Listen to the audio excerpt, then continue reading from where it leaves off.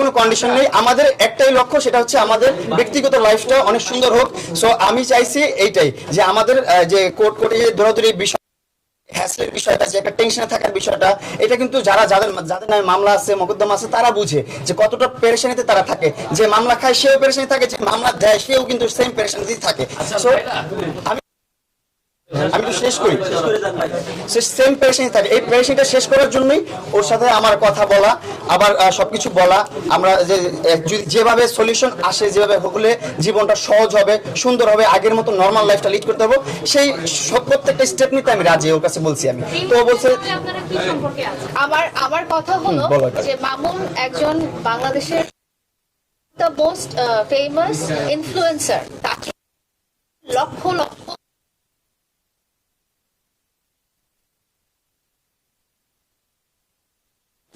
তার ফ্যান ফলোয়াররা সেটা দেখে যেন শিক্ষা না নেয় যে আমরাও এই ভুল কাজটা করতে পারি, এবং এই ভুল কাজটা বা এই অপরাধটা করলে যেটা কনসিকুয়েন্স কি হবে বা পরবর্তীতে কি ফেস করতে হবে, সেটা কিন্তু মামুনকে দেখে তারা আজকে বুঝতে পেরেছে। তা আমি মামুনের ফ্যান ফলোয়ার বা আমার ফ্যান ফলোয়ার যারা আছে তাদেরকে বলবো যে আপনারা আমাদেরকে দেখে, আপনারা আমাদের দুজনকে দেখে আপনারা শিক্ষা গ্রহণ করবেন যে ভুল স্টেপে কখনো পা বাড়াবেন।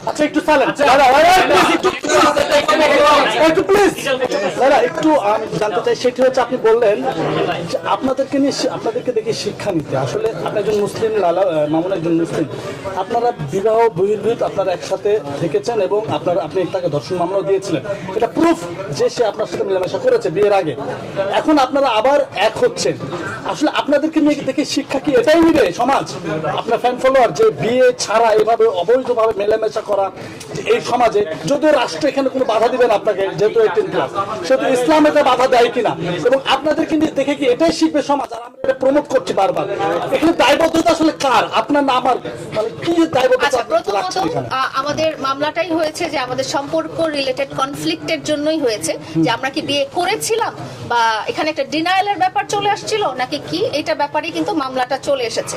দ্বিতীয়ত হচ্ছে আমি আর মামুন এখন আজকে এই স্টেজে ওই ধরনের কোনো সম্পর্কিত নাই।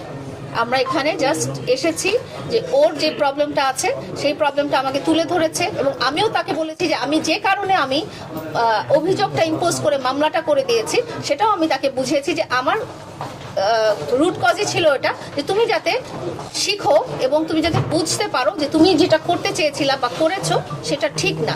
সো তার রিয়েলাইজেশন যখন সে বলেছে হ্যাঁ ঠিক আছে আমি আসলে বুঝতে পেরেছি এবং আমি সবার সামনে এটা বলতে পারবো যে আমি আসলে ভুলটা করেছি, তো আমি এবং এটা আর কোনোদিনও করবো না, তো তখন আমি ঠিক করেছি যে ঠিক আছে ও যেহেতু বুঝতে পেরেছে তাকে অবশ্যই সুযোগ দেওয়া উচিত একটা মানুষ হিসেবে।